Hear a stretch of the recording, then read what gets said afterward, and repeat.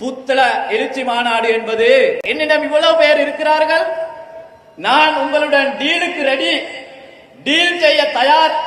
அரசியல் வியாபாரிகள் களத்திலே இறங்கி இருக்கிறார்கள்.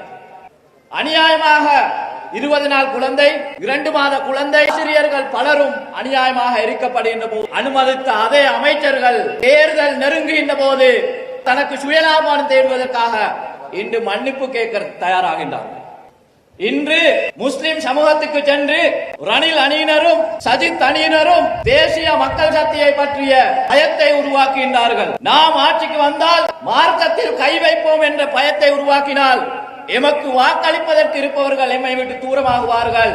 எனவே தந்திரோபமாக பிழையான ஒரு விடயத்தை சமூகமயப்படுத்துகிறார். ஓரினை சேர்க்கையாளர்களது திருமணம் சம்பந்தமான சட்டமூலத்தை பாராளுமன்றத்துக்கு கொண்டு வந்தது தேசிய மக்கள் சக்தி அல்ல, அது சம்பந்தமான சட்டமூலத்தை கொண்டு வந்தது யார் என்பதை நீங்கள் தேடி பார்க்க. வியாபாரிகளிடம் சென்று அவர்களது வியாபார ஸ்தலங்கள் பறிபோம், வாகனங்கள் பறிபோம் என்ற பயத்தை வியாபாரிகளுக்கு மத்தியிலே உருவாக்குகிறார். பௌத்த சமூகத்துக்கு மத்தியில் சென்று நாம் ஆட்சிக்கு வந்தால் பௌத்த மதம் கேள்விக்குறியாகும் என்பதை பற்றி அவர்களிடத்திலே அந்த அச்சத்தை ஏற்படுத்துகிறார்கள்.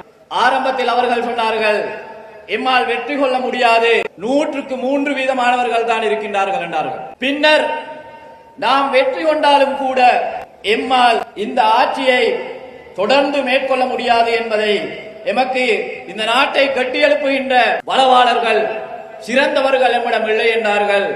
நாம் எமது நாட்டை கட்டியெழுப்புகின்ற திட்டத்தை வெளியே போட்ட போது இன்று எல்லோரும் ஏற்றுக்கொண்டு விட்டார்கள்.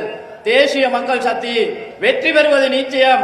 தேசிய மக்கள் சக்தி வெற்றி பெற்றால் அதை செய்வார்கள், இதை செய்வார்கள், அதனை மேற்கொள்வார்கள் என்று இன்று அவர்களே சொல்லுகின்ற ஒரு நிலைமை உருவாகி இருக்கிறது. பொய் சொல்லி சேறு பூசி மக்களை எம்மை விட்டு தூரமாக்க நினைக்கின்றவர்களுக்கு சொல்லிக் கொள்கின்றோம்.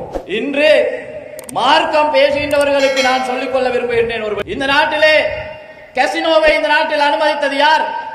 அங்கீகாரம் வழங்கியது எந்த ஆட்சி என்பதை உங்களுடைய மனச்சாட்சியுடன் கதையுங்கள். இந்த நாட்டில் நிம்மதியாக சந்தோஷமாக வாழ முடியாத அச்ச சூழ்நிலையை இந்த நாட்டில் உருவாக்கியது யார் என்பதை நீங்கள் தேடி பிடியுங்கள்.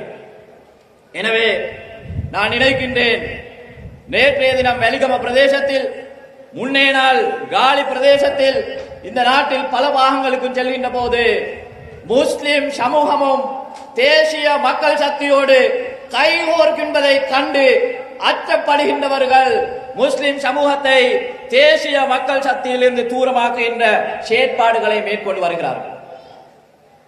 முஸ்லிம் சமூகத்தில் உள்ள ஒவ்வொரு அரசியல் தலைவர்களுக்கும் ஒவ்வொரு அரசியல் கட்சிகளை வைத்துக் கொண்டிருக்கின்றார்கள். ஒவ்வொரு அரசியல் கட்சிகளை வைத்து இந்த நாட்டில் உள்ள தேசிய அரசியல் கட்சிகளுடன் அவர்கள் விலை பேசுகின்றார்கள். ஏன்? முஸ்லிம் சமூகத்தின் மீது கொண்ட அக்கறையின் காரணமாக அல்ல, மாற்றமாக அவர்களது சுகபோக வாழ்க்கைக்கு. நேற்றைய தினம் புத்தள பிரதேசத்திலே ஒரு எழுச்சி மாநாட்டில் ஒரு முஸ்லிம் தலைவர் சொல்லுகின்றார், தங்க கல்லனை தங்கம் கடத்தியவரை தவிர அடுத்தவர்கள் அனைவருக்கும் நான் பொது தேர்தலில் போட்டியிட சந்தர்ப்பம் அளிப்பதாக. அத்தகைய தலைவர்கள் செய்த அரசியல் தான் இன்று தெற்கிலே வாழுகின்ற வடக்குக்கும் கிழக்குக்கும் வெளியே வாழுகின்ற முஸ்லிம் சமூகம் தலை குனிந்து பிழையாக சித்தரிக்கப்படுகின்ற ஒரு நிலை இன்று மாறப்பட்டிருக்கிறது. இந்த தலைமைகள் விட்ட தவறுகளினால் இன்று எம்மை பிழையாக தவறாக பார்க்கின்ற ஒரு நிலைமை ஏற்பட்டிருக்கின்றது. எனவே அவர்களது அரசியலினால் இந்த நாட்டிலே ஒற்றுமையாக வாழ்ந்தவர்களுக்கு இடையிலே ஒரு பகை உணர்வு ஏற்படுத்தப்பட்டிருக்கிறது. எனவே அன்புக்குரியவர்களே, உங்களுக்கு தெரியும், இன்று 2 பிரதான முகாம்கள் உருவாக்கப்பட்டிருக்கிறது. ஒரு முகாம் ரணில் விக்ரமசிங்க அவர்களது தலைமையிலும், இன்னொரு முகாம் சஜித் பிரேமதாச தலைமையிலும் ஒரு முகாம் இன்று உருவாகி இருக்கிறது. எங்களுக்கு தெரியும், உலக வரலாற்றிலே நாங்கள் எதிர்கொள்ளாத ஒன்றை கடந்த காலங்களில், குறிப்பாக கொரோனா சந்தர்ப்பத்திலே எமது ஜனாசாக்கள் எரிக்கப்பட்டன. அந்த ஜனாசா எரிப்பிற்கு மன்னிப்பு கேட்பதற்கான பத்திரம் ஒன்று கேபினட்டிலே முன்வைக்கப்பட்டிருக்கிறது. அந்த பத்திரத்தை முன்வைத்தவர்கள் முதலாவது வெட்கப்பட வேண்டும். அநியாயமாக 20 நாள் குழந்தை, 2 மாத குழந்தை, ஆசிரியர்கள் பலரும் அநியாயமாக எரிக்கப்படுகின்ற போது அதனை அனுமதித்த அதே அமைச்சர்கள் தேர்தல் நெருங்குகின்ற போது தேர்தலின் ஊடாக தனக்கு சுயலாபம் தேடுவதற்காக இன்று மன்னிப்பு கேட்க தயாராகின்றார்கள். உலகில் எந்த ஒரு நாட்டிலும் மரணித்தவர்களுடைய உடம்பிலே PCR மேற்கொள்ளப்படவில்லை. அரசியலுக்காக இந்த நாட்டிலே அதுவும் மேற்கொள்ளப்பட்டது. அந்த பாதக செயலை செய்த அந்த அமைச்சரவையை பிரதித்துவப்படுத்தியவர்கள் இன்று 2 குழுக்களாக பிரிந்திருக்கிறார்கள். ஒரு தரப்பினர் ரணிலுடைய முகாமிலே தஞ்சம் புகுந்திருக்கின்றார்கள். இன்னொரு பிரிவினர் சஜித் பிரேமதாசவுடைய முகாமிலே இன்று தஞ்சம் புகுந்திருக்கிறார்கள்.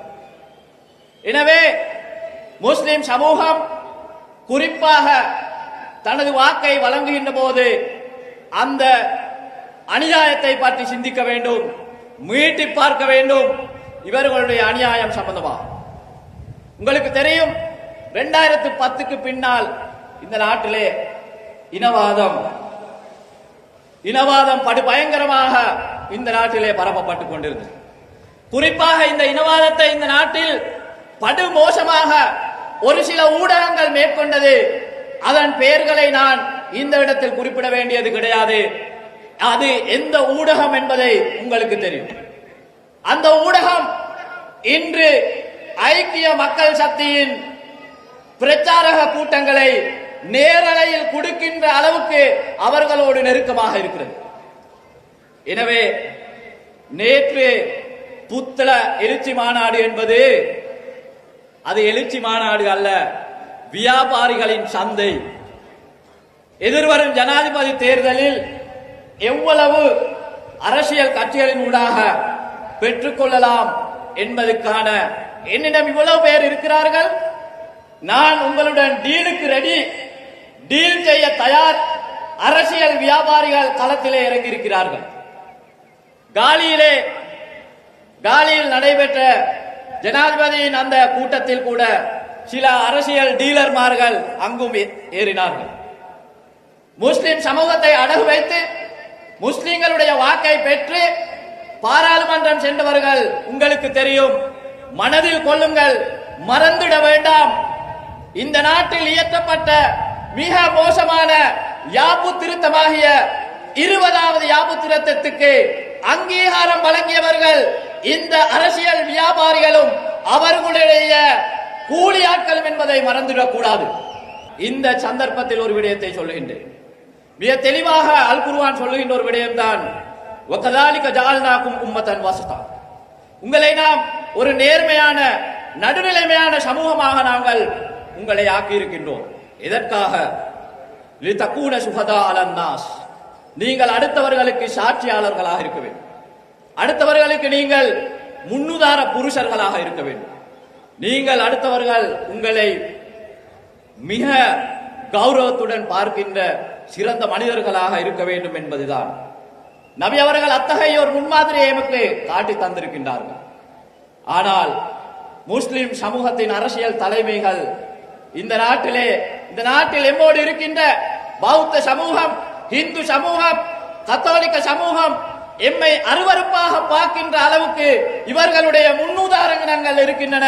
எனவே இந்த அரசியல் மாற்றப்பட வேண்டும். அதே போன்று தேசிய மக்கள் சக்தியினூடாக ஊழலற்ற அரசியலை நாங்கள் தெரிவு செய்வோம் என்பதை கூறிக்கொள்ள விரும்புகிறேன்.